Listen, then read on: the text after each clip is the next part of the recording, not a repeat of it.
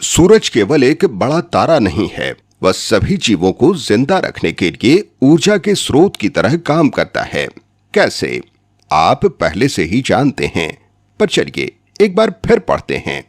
हरे पौधे carbon dioxide और पानी वातावरण से अपने अंदर लेते हैं और ग्लूकोज पैदा करते हैं, तो वे किसी और जीव जंतु पर खाने के लिए निर्भर नहीं होते हैं।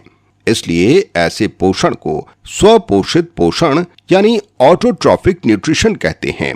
पर यह प्रक्रिया को करने की ऊर्जा तो सौर ऊर्जा से ही मिलती है।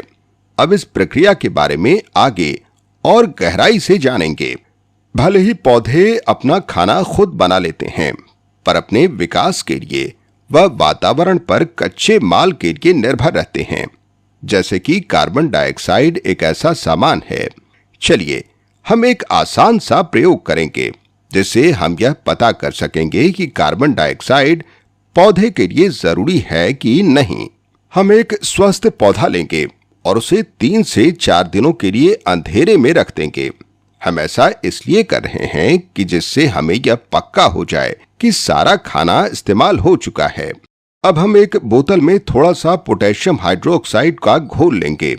अब हम एक पत्ती का आधा भाग बोतल के अंदर डाल देंगे, एक कटे हुए कॉर्क के अंदर से।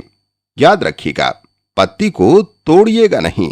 हम वैसलीन लगाकर इस बात का ख्याल रखेंगे कि बोतल के अंदर हवा नहीं जा रही है। अब हम इसे रोशनी में 2 से 3 घंटा रखेंगे। इसके बाद हम पत्ती को तोड़ लेंगे। अब समय है स्टार्च प्रयोग की, यह देखने के लिए कि पत्ती का कौन सा भाग प्रकाश संश्लेषण की प्रक्रिया कर पा रहा है। हम पत्ती टेस्ट ट्यूब के अंदर मिथाइल स्पिरिट में करके रख देंगे।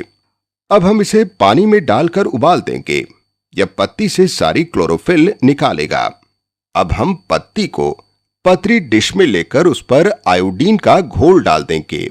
स्टार्च की उपस्थिति नीले काले रंग से पता चलती है। पत्ती का वह भाग जो हवा के संपर्क में था, उसमें स्टार्च है, लेकिन वो भाग जो बोतल के अंदर बंद था और उसको थोड़ी सी भी कार्बन डाइऑक्साइड नहीं मिली, उसमें स्टार्च नहीं था। और इसके पीछे एक कारण है। पोटेशियम हाइड्रोक्साइड जो बोतल के अंदर डाला गया था, वह कार्बन डाइऑक्साइड को सोख लेता है। तो आपने देखा कि बोतल के अंदर CO2 नहीं थी, जिसकी वजह से प्रकाश संश्लेषण यानी फोटोसिंथेसिस की प्रक्रिया नहीं हो पाई थी। तो इससे हमें यह पता चलता है कि प्रकाश संश्लेषण के लिए CO2 का होना बेहद जरूरी है।